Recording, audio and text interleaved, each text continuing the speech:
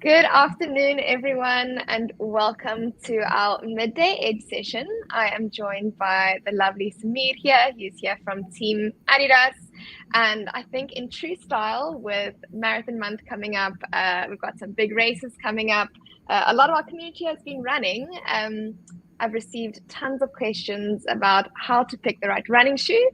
So I thought, why not to end the month strong and bring in the expert to talk us through a little bit about different running shoes, different fits, what to look for in the running shoe, what mileages you're doing, and just a very informative ed today. So Samir, welcome. I would love for you to introduce yourself and tell us a little bit about who you are. Yeah, awesome. Thank you, Dom, and everyone for joining this live. It's going to be a good one. So my name's Samir. I'm based in Cape Town. I work for Addy as a tech rep. So anything product related, from footwear to apparel to hockey sticks, anything like that. Anything technical is basically like what I look after. And I make sure that most wholesale door staff as well are upskilled with like the correct information as well. So the actual things that I do revolve across various spectrums, from training, events, organization, with a couple of things as well. So for today's focus, we will obviously streamline into the technicalities of two unique models in our range. That we'll basically dive deep into. So thank you, everyone, and Dom, for having me. It's always a pleasure. And what's so exciting is that I was lucky enough to get a little bit of a demo of the Boston 11. So I ran a lovely run last week. I've actually done 2 runs with him and just incredible. So it's been awesome to test him out a bit. So I just want to welcome everyone here. They're coming in through nice and fast. So I see Ravonia is here. Tish is here. Hello. Good morning or good afternoon, Brenda. Hello, Bev. I've got the whole runners and a whole community here. Jax is here. Nancy says the app is not opening the chat, so we will get there. We'll just check if it's in the app. But it's so awesome to see you all here. A lot of hellos, and team, we're going to get stuck in today just so that you get the most out of this chat. So Samir, I'm going to hand over to you, and we're ready just to absorb everything you send our way. Yeah, awesome. Thank you. All good. Yeah, so where do you want to start? Do you want us to bring up anything? Where do you want to start today's chat? Cool. So basically, let's just chat around a couple of options in our range. Obviously, there's so many shoes, on the market, and if you should be like a first-time runner or maybe looking to increase your mileage, you might just be a bit overwhelmed on like what to choose. There's various price points out there. As well as selecting the correct option for you. So maybe just to let's take a step back even before we look at anything on the wall. Okay, so one of the main important things to do is doing a foot assessment. That's like one of the most important ways in getting into running, making sure that you have the correct footwear, and also that obviously carries you through a very, awesome journey on not having any forms of issues. So basically, knowing whether you are a neutral striker, a pronator, a supinator, from there doing an assessment kind of gauges out on what is the perfect option for you, of course. And I think once you streamline that, you basically have a good choice of selection on what can work for you. But I think for today's focus, we're going to dive deep into Solar Glide 5, which is basically like our long distance workhorse range within the range. It's quite supportive, it's cushioning, it's durable as well. So a very awesome shoe to use all around, essentially. And then as well, we'll dive deep into the Boston 11, which is a very, very unique model compared to its previous models as well. So some key important updates over there that we can dive deep into as well. So maybe we can just pop into Solar Glide 5, and then we can dive deep into some technical specs. So basically, the Solar Glide 5, as mentioned, it's basically an awesome workhorse shoe. It has everything to offer you, from cushioning, from durability, support, proper grip as well as responsiveness. So if we look at the shoe, so there are 3 main components that make up a shoe. So the first one is the upper, it's the midsole, and it's the outsole. So essentially, all 3 of these components combined, makes a shoe to be technical, entry-level, mid-tier, and within the case of SolarGlide 5, obviously it is a high mileage, top of the range shoe. All those three components are made of like top tier tech pieces that basically takes you through any distance. So whether you're starting off, from couch to 5K, from couch to 10K, with you already at that mid-distance 21K mark, looking to run a full marathon, this is exactly where the SolarGlide 5s has you covered. Even for the Oaks looking to run like comrades in the future, it's also a perfect option for comrades as well. So yeah, maybe we can just get into some technical aspects of why the shoe is high mileage and what makes it high mileage. Okay, so the very first aspect is that across any long distance, right, you need proper like grip. It's like literally when you're driving your actual car, when you're driving from Cape Town to Durban on a very long road, you need proper tires on your car. Like your thread has to be good. You can't actually afford your actual car slipping off course. It's like disastrous. So basically, what we do have on the outsole, it's made of a Continental outsole. So it's actual German engineered car tires we have underneath. And essentially, it gives you about like 30% more durability from a standard outsole. So basically, that's like the main important tech piece we use under our shoes, giving you proper grip, traction, and durability as well. So we know that Cape Town's weather, it's a bit bipolar. It might be windy at 7 a.m., 8 a.m., it's raining, 9 a.m., it's sunny. So essentially, like, across any form of weather condition, the Continental outsole gives you all those features of support, of adaptability, of durability as well. So that's like a very, very important feature on what makes SolarGlide high mileage and quite suitable for any distance. Just being in mind as well that it is only meant for road. The outsole of our Continental is found in our TRX range as well, but basically there is a bit of a different design in terms of like lug length and lug patterns, whereas the SolarGlide 5, it's purely an actual road shoe, so just to inform everyone as well. Yeah, so then going on to the midsole, it's probably like the heart of a running shoe. And we have a dual density midsole, basically made of Boost, which are like thermoplastic polyurethane pellets. And essentially, the Boost midsole, which you'll see at the very bottom layer of the shoe, on top of that, you'll see like an EVA cushioned layer as well. So essentially, how does Boost itself differ from EVA? I'm sure most people must have heard about the word Boost before. So essentially, Boost is found across various silos in our range. So from SolarGlides to Supernovas to Ultra Boost to Solar Boost, even in our trail footwear as well, in our TRX Agravic Ultras, for example. Okay, so Boost itself is not a shoe's name; it's an actual tech piece in our shoe on what we use. And basically, the Boost itself differs a lot from EVA, which you'll find in most footwear as well. So in essence, the Boost cushioning are little pellets that has been steamed, compressed, and designed to essentially give you a bit more comfort, a bit more cushioning, and a bit more responsiveness as well across those distances. So whether you're currently starting off your journey from 5 to 42 to comrades, the Boost cushioning system has all those features to kind of give you, that comfortable, safe, durable feel, across any form of distance. So yeah, it's a very, very unique top tier tech feature that we have.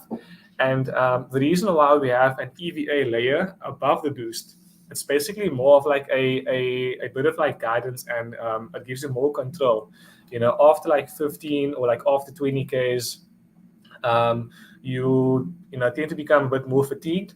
And for the fact of landing, your foot just lands, and there might be a bit of motion control happening. So essentially, that's where the EVA platform, which is called a solar control rail, above that Boost, kind of assists you by giving you proper support across those runs. So yeah, very, very important technical aspects, from an outsole to midsole as well. And then I think like one of the main important pieces within the midsole that actually like helps you, snap off from a heel to toe. It's called a LEP system. So like within the shoe itself is like this wishbone mechanism that essentially assists you with like a snappy toe off, across each stride, which is like very, very useful, So the LEP is actually a massive, massive update compared to the Solarglide 4s. Because LEP essentially was just found in your Ultra Boost range, which is like top tier premium tech, So Solarglide 5s came in at a very, very technical, I'd say like piece of spec. And also from a price point perspective, it's absolutely amazing. Going at 2,499. And for anyone that do like the shoe, that do know the shoe, that would maybe want to purchase the shoe for themselves, we do have a Cape Town Marathon sale happening. We can actually get the shoe off at 42.2%. So actually quite a massive, massive discount. And you might be thinking yourself, like, how is it, discounted at 42.2? Like, how does the 0.2 make sense? So in actual fact, like it actually comes from the marathon distance. So kind of complementing our partnership with Sanlam Cape Town Marathon, being the first, global marathon on African soil. So kind of, along that effect on where 42.2 comes from. So it's basically valid on our online store as well as at our retail stores as well. So that's essentially like the outsole and midsole component of Solarglide 5. So like with so much cushioning, with so much durability as well, and traction from your outsole, like what do you need on the actual upper of your shoe, And this is why the Solarglide 5 has like a very reinforced upper. It's basically called a circular knit upper. So essentially giving you a bit of a more tighter lockdown, an advanced heel cushioning padding as well. So there are some technical elements to the Solarglide 5 that makes it like an absolute machine, So it's an all-round beast, I'd say, for anyone. So it is versatile for anyone to use.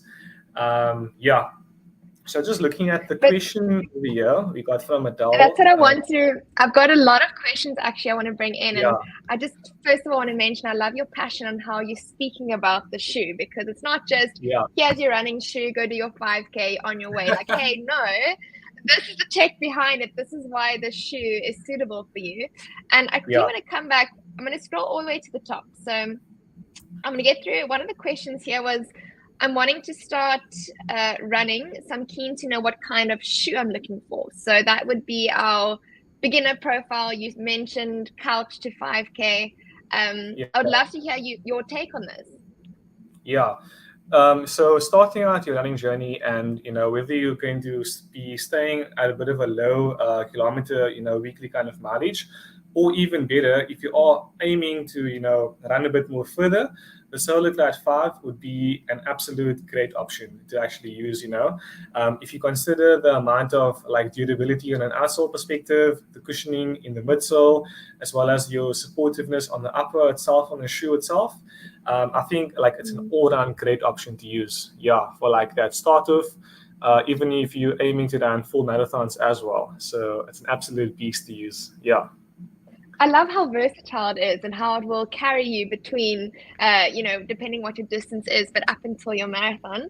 I had a question here, and this was something you and I spoke a little bit about backstage, actually, just about shoe sizing. And I actually want to bring it up now before we tackle a little bit more into one of the other shoe options. Ravonia said, my middle toe turned black recently, and it's so tender. I'm a size 2 and my running tack is size 3, so I'm not sure what the cause of it. Do you have some insight on sizing and how to know you're wearing the right size? So generally how it works is if you are like a very new runner to the scene, you might not be aware that you need to go at least one size up in a different scenario, maybe 2 sizes up, right? It all depends on how a certain brand manufactures their footwear. So basically on average, how it works is, right, across your racing profile, there's variance, a big difference in gradients, on the slope of the ground. So some of the grounds might be a bit higher, maybe a bit lower as well. And basically, like your foot tends to swell. So if you are going to go true to size, so like if you are actually a size 8 and you're going to buy the same size 8, So because your foot tends to swell, it takes up a lot of space within the shoe. You might wear a thicker sock as well, which takes up even more space. And even worse, running downhill with a swollen foot with socks being taking up more space and going downhill, that must be very, very suffocating for your feet itself, So that can lead to like broken black toenails or even injuries in the long run as well. So essentially going like minimum one size up, if not 1.5 sizes up, just to basically give your foot a bit more breathability and a bit more room as well. So that's like the recommended sizing. I wouldn't recommend taking a sizing reference from your friend or even just from a website itself. Okay, so remember that biomechanically we are all different. We are all built different. Your foot might be a bit wider than your friend's, or mine might be a bit narrower than my friend's. So actually, I physically need to fit that shoe on in person to know exactly what will work for me personally.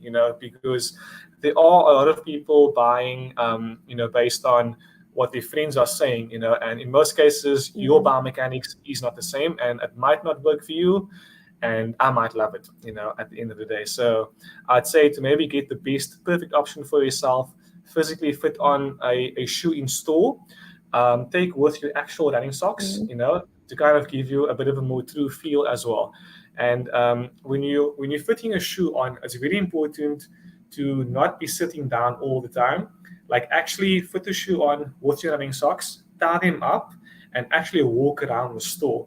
Because your foot is moving within the shoe itself. So doing all that kind of gauges out how the actual shoe feels on actual stance as well. So yeah, I hope I love that that answer. No, yeah. what I loved about the answer, it wasn't like just go one size bigger. There was a lot more to it, and also how you can practically size yourself in the store and also get some input from in store, but also actually some things you can do yourself. And I love the take your running socks with, because often, like I know if I'm wearing like sneakers, I wear thinner socks and I want to try a running shoe on, and actually I use thicker socks. I'm going to take one more question here. Because it's related to the Solar Glide, and then we'll move over to the Bostons. And I've got a few more questions actually about, well, actually, I've got 2 more questions on the Solar Glide. Oh, no, so Adele cool. wants to know, can she go trail running with the Solar Glide? What is your recommendation on that? Yeah. So basically, trail running will be a massive, massive no-go. So definitely not the most suitable shoe for trail. So in adidas, anything TRX would be our outdoor range, right? And that basically is broken down into like trail hiking or trail running. So we have trail footwear that is TRX, as well as apparel as well. So the Solar Glides, what doesn't make it suitable are 2 main reasons, or maybe 3. But yeah, let's give 3 reasons. So firstly, from an outsole perspective, there's no actual lugs, that kind of gives you a bit of more like grip on an off-road surface, okay? So the Solar Glides are more tuned for road. It's a bit of a more flat continental outsole. So if you kind of compare that to like a cheetah and its claws coming out, so like when a cheetah is hunting, those claws kind of give you more traction on that scenes, or maybe like a track and field sprinter wearing like actual spikes, giving you some traction and grip on the actual track itself, So that's kind of why you need a proper lug length and a more aggressive outsole in a trail shoe. Secondly, if we compare the uppers, on a Solar Glide 5 compared to a Solar Glide 5 compared to like an agravic trail shoe, you'll see that there's a bit more supportive overlays on the actual upper itself, because remember, on the off-road scene, there's a bit of life over there, there's like trees, there's stones, there's a bit of everything. So like chances are, if you knock your feet with a Solar Glide 5, being quite a bit of thin mesh upper, your toenails might just get a bit wrecked, whereas in our trail range, it's a bit more supportive with extra overlays, so keeping your feet a bit more safer on an off-road terrain. And I think like one of the most important features is that some of our shoes have like this rock plate protection piece in our midsole, so kind of giving you a bit more underfoot protection, whereas a Solar Glide 5 doesn't need that, it's a purely meant for road. So those are some key differences to like why it's not suitable for trail. Yeah. I'm so glad you mentioned that, because Chris also was asking about gravel flats and steep terrains, and it's good to know that it's not just about the tech. There's also foot protection, and the elements are different on the road and trail. So that's what Chris was also asking, if you had any suggestions. And I see you mentioned the Terex range being more suited to your outdoor and your trail side. I'm going to quickly see. Sorry, I've got another question on the Solar Glide coming in. I know you still want to speak about our nice racing shoe afterwards. We've got, is the Solar Glide a stability shoe? Okay, good question. So basically, the Solar Glide 5 is not a stability shoe. If you do heavily pronate, you can then go to the Solar Control. Okay, so basically, if you slightly pronate, so for example, if you're running in an ASICS GT 1000, it's a very, very mild stability shoe. So you can then use a Solar Glide 5. But if you are a extremely severe pronator, maybe you're running in ASICS Kianos, or you're running in Nike Zoom structures, where you need like a lot of medial support, then definitely go to the Solar Control range. So there is a very, very big difference on how the shoe has been designed. So for example, on the upper of Solar Controls, on the medial inside, it's a bit more thick layered and a bit more protective. The actual EVA lining on the medial inside of the Solar Control, it's a bit more firm as well. So to essentially counteract that inward falling movement and to kind of stabilize you a bit more, going a bit more flush and straightforward. So there is a very, very big difference in terms of like tech specs.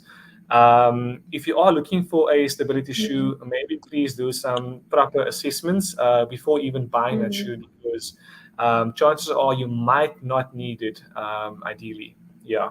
Okay.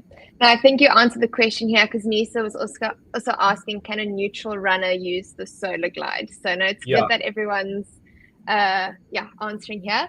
Now, okay, so your Solar Glide team, this is if you're looking for cushioning, this is your road running shoe. This can take you from couch to marathon, so very versatile shoe. As Samir says, it's a beast of a shoe. Now we're going to move on to another very exciting shoe, and this is our Boston 11s. And this is for our speed races, our marathon tempos, longs. So, Samir, I'm quite interested to hear from you. Tell us a little bit more about the Boston and some other difference in specs.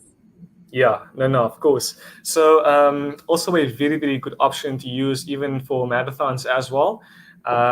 But basically, from a technical perspective, this differs a lot, from Solar Glide 5. So if you're essentially looking to pick up the pace a bit, if you're not a fan of something that might be slightly heavier, if you are looking for something a bit more lighter, a bit more responsive, with some fancy carbon technology as well, this is exactly the shoe for you, which is the Boston 11. So an all-round versatile, lightweight option, taking you through 5, 10, 15, 21, 42s, 56Ks. So yeah, super top tier premium. Okay, so how they differ is essentially, and what makes it lightweight from Solar Glide 5 would be from an upper perspective. So you have like this lightweight mesh upper. So that is very, very different compared to your circular knit upper in Solar Glide 5, for example. So it's a bit more lighter, it's more breathable, and a bit more supportive as well. So many people might think in the Boston 11s, because you have like this very thin layer on top, you might just be exposed to like some toe lift. I know people run in various kinds of styles, and toe lift is like a very, very common problem. Don't be fooled. These shoes are quite strong on top as well, to how it's been designed. So super light, super breathable, and super strong as well. That's like one aspect on how they differ compared to a Solar Glide 5.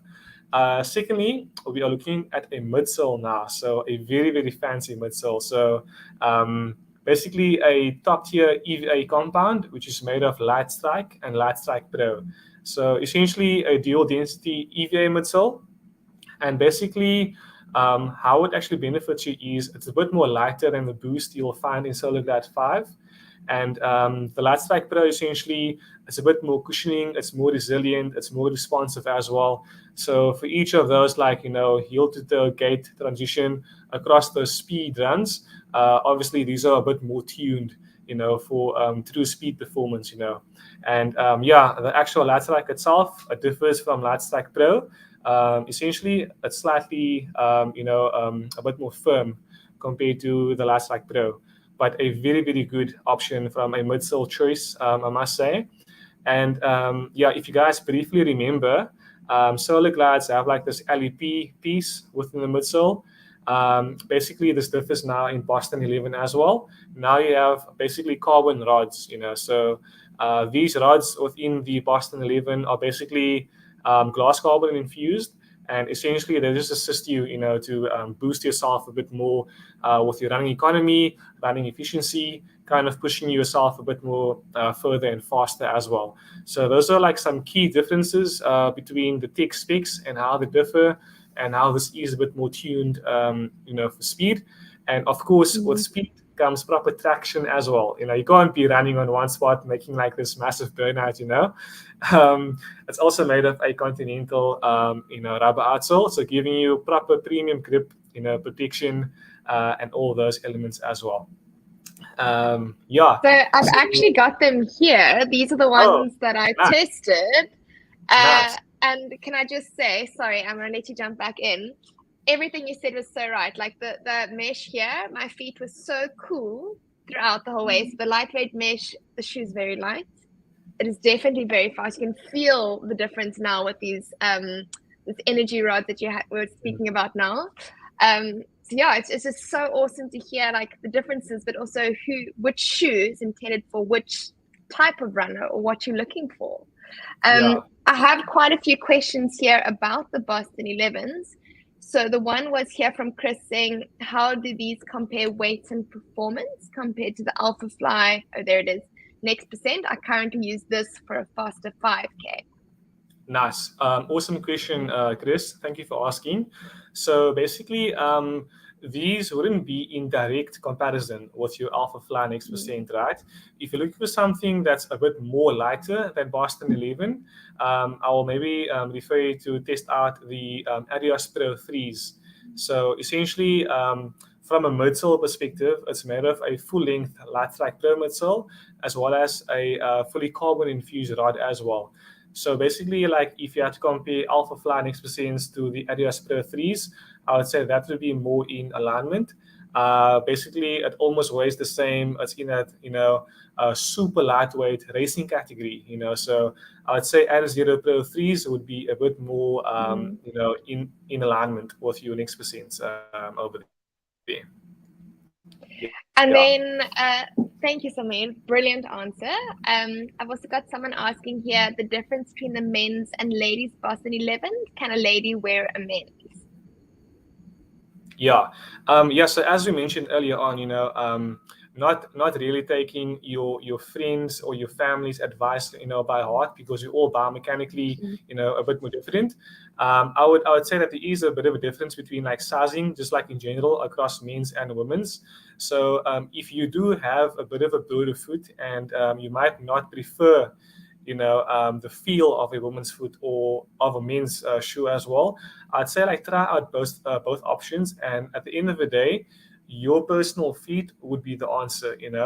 I do personally know of a couple of people that tested women's shoes. They are men. They've tested out women's size 7 shoes, and for them personally, because they have a bit of a narrower foot, it suits them a bit more better than a men's option.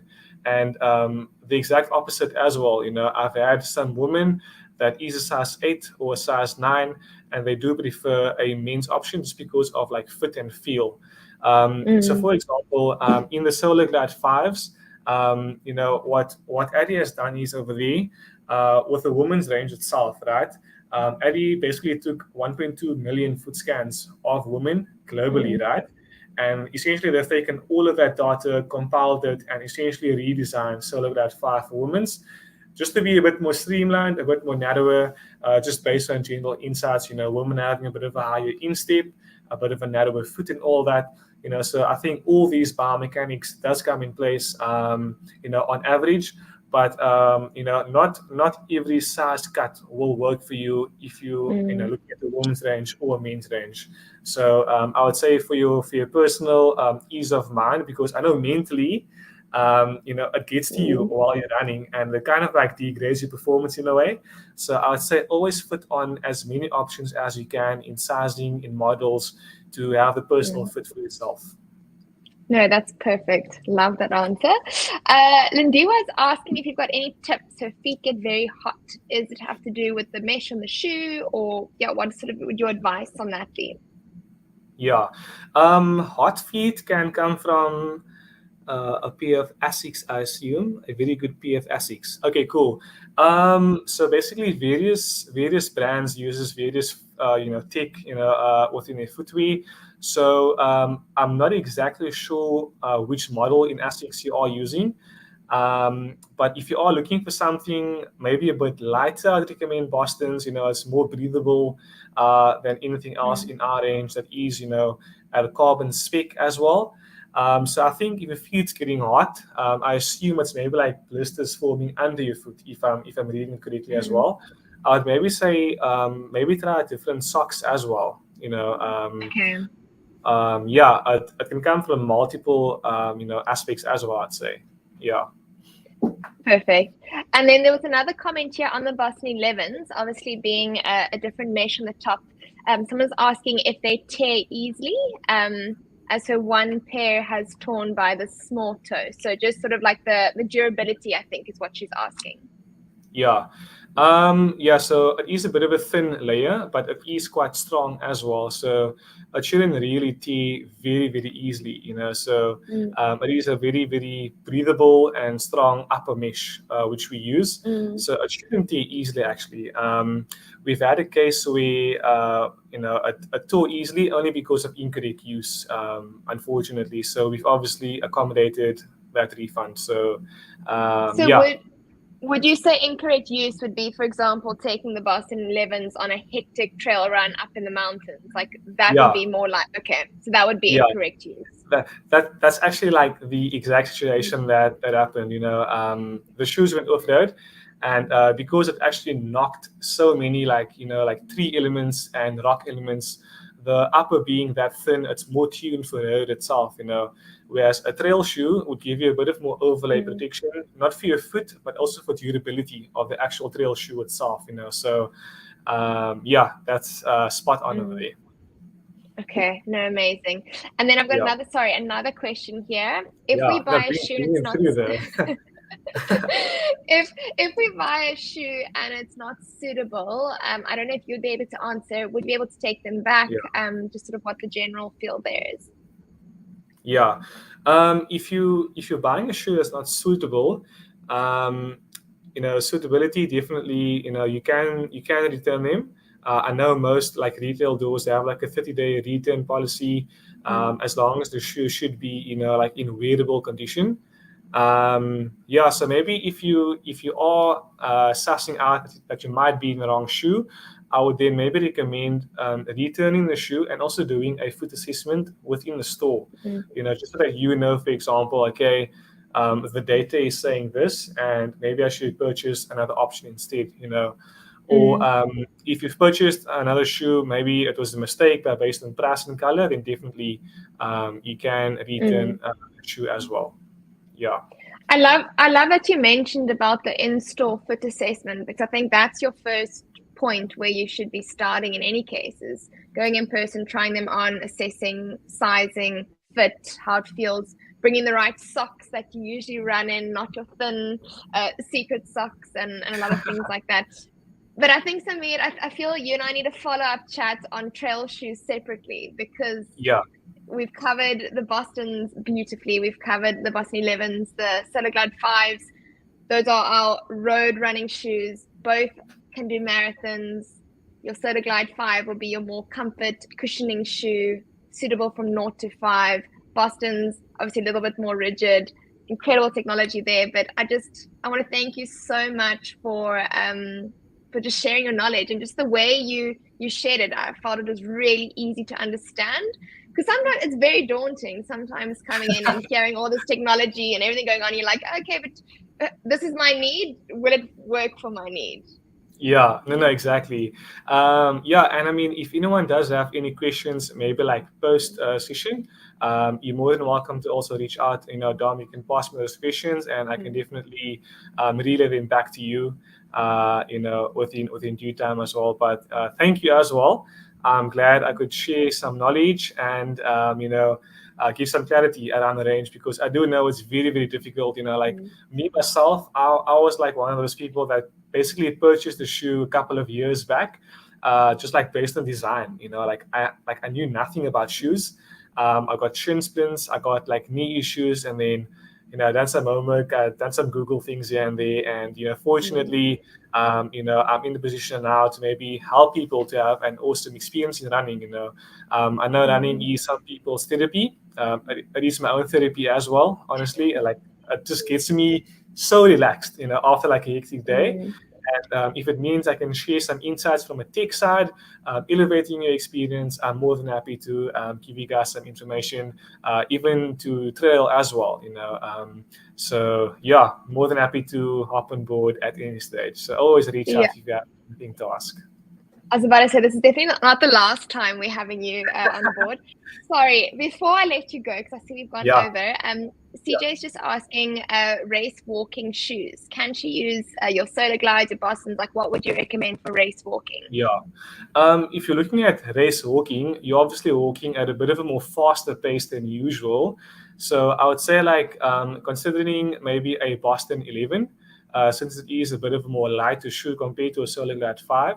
So I'd say, yeah, definitely Bostons would be a bit more ideal for like race walking. If you are going to be on a track, for example, where the bends are a bit, curved, so I would then maybe recommend an adidas, considering it's a bit of a more lower profile shoe, just because on that bend you might just tend to like roll a bit outwards across that curve. So yeah, either shoe can work. It also comes down to like your preference in what you need for yourself. But I'd say stick with Boston's as an ideal option for race walking, definitely. Awesome. No, thank you. Thank you for sharing. I see a lot of comments, just so much gratitude, saying very informative, awesome presentation, rewarding hearing from the pros. So thank you for your time today. This is not the last time. So maybe from our community to yours, thank you so much. And thank you for your time. Yeah, no, of course. Thank you guys as well. I do appreciate all your questions, and it's always good to have a lot than none. So thank you as well, Dom. We will definitely stay in touch for the future as well. Thank you. Bye, everyone. Thank you for joining.